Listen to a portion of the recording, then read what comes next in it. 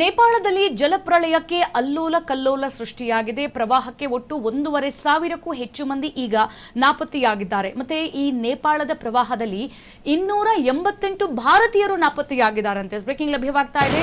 ಭಾರತೀಯ ವಿದೇಶಾಂಗ ಸಚಿವಾಲಯದಿಂದ ಖಚಿತ ಮಾಹಿತಿಯನ್ನ ಹಂಚಿಕೊಳ್ಳಲಾಗಿದೆ.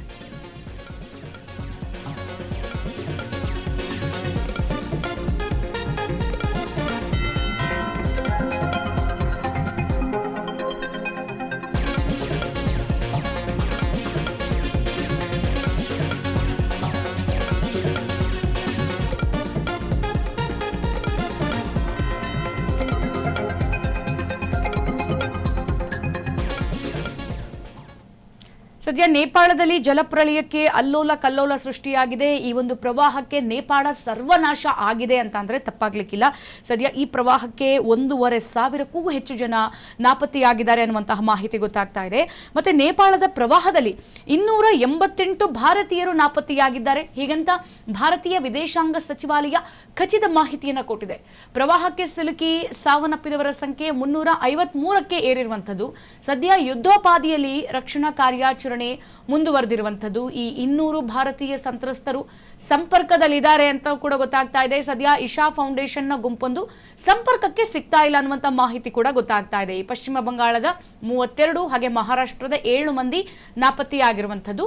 ಮತ್ತೆ ತಮಿಳುನಾಡಿನ 37 ಜನರ ಪೈಕಿ 21 ಜನರ ರಕ್ಷಣೆಯನ್ನ ಇಂಡಿಯನ್ ಮಿಸ್ಸಿಂಗ್ ಜಿಎಫ್ಎಕ್ಸ್ ಮಾಡಲಾಗಿದೆ. ಮತ್ತೆ ಈಗ ಸಂಬಂಧಪಟ್ಟಂತೆ ಎಷ್ಟು 288 ಭಾರತೀಯರು ಜನ ಮಿಸ್ಸಿಂಗ್ ಆಗಿದ್ದಾರೆ ಅನ್ನುವಂಥ ಮಾಹಿತಿ ಗೊತ್ತಾಗ್ತಾ ಇದೆಯಲ್ಲ.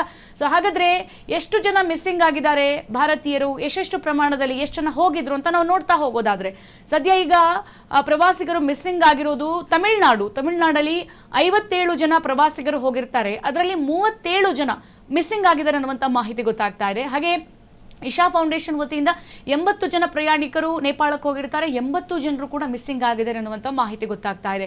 ಹಾಗೆ ಕೇರಳ ರಾಜ್ಯದಿಂದ 36 ಜನ ಪ್ರವಾಸಕ್ಕೆ ಹೋಗಿದ್ರೆ 36 ಜನರು ಮಿಸ್ಸಿಂಗ್ ಆಗಿದ್ದಾರೆ. ಹಾಗೆ ಪಶ್ಚಿಮ ಬಂಗಾಳದಲ್ಲಿ 32 ಜನಕ್ಕೆ 32 ಜನನೂ ಕೂಡ ಕಾಣೆಯಾಗಿದ್ದಾರೆ. ಮಹಾರಾಷ್ಟ್ರದಲ್ಲಿ 7 ಜನ ಪ್ರವಾಸಿಗರು ಹೋಗಿದ್ರೆ ಅದರಲ್ಲಿ 3 ಜನ ಮಿಸ್ಸಿಂಗ್ ಆಗಿದ್ದಾರೆ ಅನ್ನುವಂತಹ ಮಾಹಿತಿ ಗೊತ್ತಾಗ್ತಾ ಇದೆ. ಸೊ ಇಷ್ಟೂ ಜನ ಕೂಡ ಈ ಒಂದು ಜಲ ಪ್ರಳಯ ನೇಪಾಳದಲ್ಲಿ ಉಂಟಾಗಿರುವಂತಹ ಅಲ್ಲೋಲ ಕಲ್ಲೋಲ ಪ್ರಳಯಕ್ಕೆ ಇಷ್ಟೂ ಜನ ಕೂಡ ಸಾವನ್ನಪ್ಪಿದ್ದಾರೆ. 288 ಜನ ಈಗ ಕಣ್ಮರೆಯಾಗಿದ್ದಾರೆ ಅಂತ ಹೇಳಿ ಭಾರತೀಯ ವಿದೇಶಾಂಗ ಸಚಿವಾಲಯ ಅಧಿಕೃತ ಅಂಕಿಅಂಶಗಳ ಮಾಹಿತಿಯನ್ನ ಹೊರಪಡಿಸಿರುವಂತದ್ದು. ಸೊ ಹಾಗಾಗಿ ಈಗ ಎಲ್ರಿಗೂ ಕೂಡ ಕಾಡ್ತಾ ಇರುವಂತಹ ಪ್ರಶ್ನೆ, ಹಾಗಿದ್ರೆ ಇನ್ನೂ ಇದಕ್ಕೂ ಹೆಚ್ಚಿನ ಜನರು ಕಣ್ಮರೆಯಾಗಿದ್ದಾರೆ, 1,500 ಜನ ಮಿಸ್ಸಿಂಗ್ ಅಂತ ಹೇಳ್ತಿದ್ದಾರೆ.